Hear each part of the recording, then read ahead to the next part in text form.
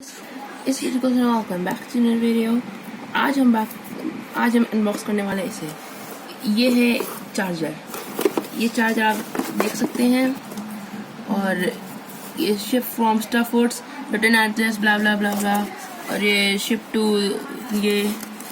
ये online payment से हुई है, कुछ लिखा नहीं। और क्या लिखा है? ये customer self declaration. The goods sold are intended for the end user consumption, not for resale. इसका मतलब है कि ये यूज़ करने के बाद आप आखिरी बार यूज़ कर सकते हैं, इसको आप रीसेल दोबारा नहीं सेल कर सकते। तो अब अनबॉक्स करने वाले हैं हम इसे इधर से।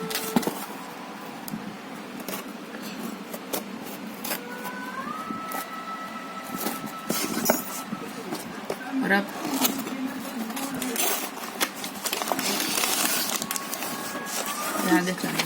और अब ये है ये है अमेज़ॉन का। और ये टैक्स बिल आया है हम लोगों का। अमाउंट है 495 ओनली।